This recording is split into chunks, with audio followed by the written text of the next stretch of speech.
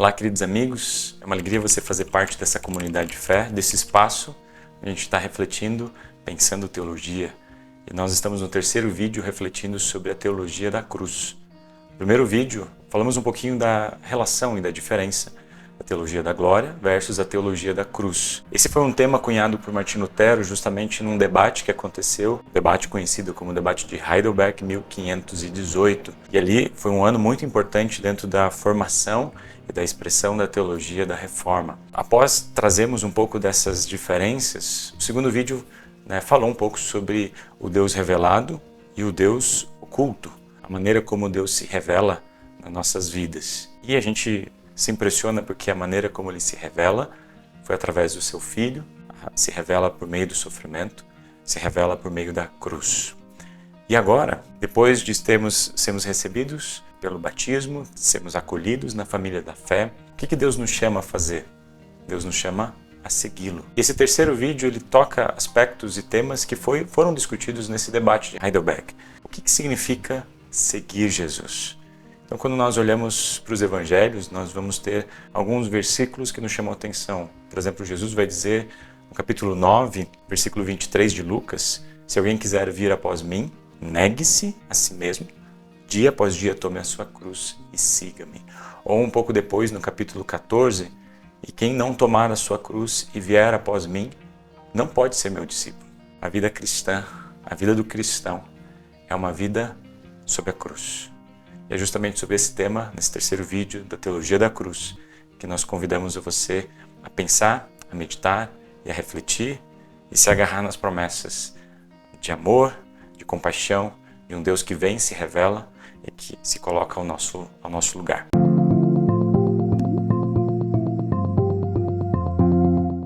No debate de Heidelberg, Lutero disse algo que me chama a atenção. Ele disse que aqueles que buscam a teologia da glória, ao invés da teologia da cruz, o fazem isso porque odeiam a cruz e o sofrimento. Vamos parar para pensar um pouco sobre isso. Talvez um dos grandes argumentos para dizer que ou Deus não existe, ou Ele é injusto, ou Ele não se importa conosco, é quando a gente aborda o tema do sofrimento. Como pode um Deus perfeito, um Deus de amor, um Deus compassivo, permitir que os seus filhos sofram, passem por aflições? Ou Ele não existe, ou Ele não se importa conosco, ou Ele está te punindo. E é por isso que a espiritualidade de nossos tempos acaba muitas vezes fugindo, ou como diz o próprio Lutero, odeiam a cruz e o sofrimento. E se a cruz ela está presente, se o sofrimento ele faz parte da tua vida, às vezes pode ser visto, pregado, proclamado como algo, como etapas, como barreiras, para que você possa vencer essas dificuldades e você alcançar a sua melhor versão. Mas não é essa a doutrina bíblica. Não é isso que os luteranos enfatizam, ensinam, porque a vida do cristão é uma vida num caminhar sob a cruz. Nós não conseguimos explicar a Deus, especialmente o Deus não revelado. Nós não conseguimos explicar o sofrimento, mas nós sabemos que Deus ele se revela por meio da cruz e através do seu Filho, para que, unidos a Ele, não somente na sua morte, mas na sua ressurreição, a gente possa viver uma vida sob a cruz, mas uma cruz que revela não só a morte, mas também nos leva à vida e à ressurreição. Uma pergunta que frequentemente fazemos para nós e para outras pessoas também: por que Deus nos faz passar por circunstâncias dolorosas e ainda assim nos chama de seus filhos? Vamos tentar entender ou voltar para a mensagem da cruz. A gente sabe que para chegarmos no domingo da ressurreição, a sexta-feira da paixão precisa vir primeiro. E é interessante que quando Cristo foi crucificado, a ausência de Deus parece que ganhou um novo significado. Onde Deus estava quando tamanha brutalidade estava sendo feita? Enquanto as testemunhas da crucificação olhavam para o céu e esperavam um outro grande milagre, se Ele fez tantas coisas como multiplicar pães e peixes, ressuscitar o próprio Lázaro, Ele haveria de fazer algo para si mesmo. Só que o tempo passou e nada aconteceu. Seus olhos não perceberam nada de extraordinário diante deles. E ali, na cruz, estava apenas um homem que foi morto terrivelmente. Mas isso não significou que Deus não estava presente. Sabe por quê? Porque Deus escolheu estar presente de uma maneira que ninguém esperava encontrá-lo. No sofrimento, na vergonha, na humilhação, na fraqueza, na loucura da cruz de Cristo. Mas se Deus nos ama, por que Ele não nos livra de sofrimentos? E o fato é que Deus escolhe agir e estar presente na nossa vida de formas inesperadas ou de formas que a gente não pode, não consegue explicar. Eu achei muito interessante um comentário em alguns vídeos, no primeiro vídeo que a gente falou sobre a teologia da cruz versus a teologia da glória, o Dr. Carlos Leão, ele refletiu dizendo o seguinte: a glória de Deus manifesta-se ao mundo através da cruz, do sofrimento. E a fé, que é a contraparte humana, também se manifesta na cruz e no sofrimento. E para exemplificar isso, eu gostaria de trazer uma história, isso que o Dr. Carlos refletiu nesse comentário, de um livro que foi compartilhado. Esse livro aqui, Espiritualidade da Cruz. É um livro que eu indico para vocês, caso vocês queiram se aprofundarem um pouquinho mais, na verdade de uma forma muito breve, muito simples, os principais temas da teologia luterana. E aqui nesse livro, o autor, o J. Edward Waite, ele compartilha uma história, ele acredita ser um bom exemplo daquilo que significa uma vida sob a cruz.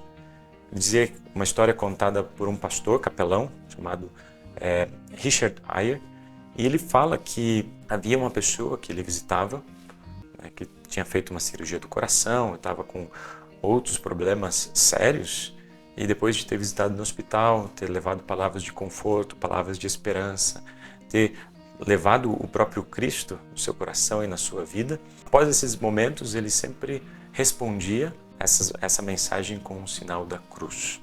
E ele, refletindo depois, disse que esse Senhor conhecia a mensagem da cruz. Ele estava unido com Cristo Jesus. Ele havia sido batizado e recebido na sua família, e ao longo da sua vida recebeu as promessas do Evangelho.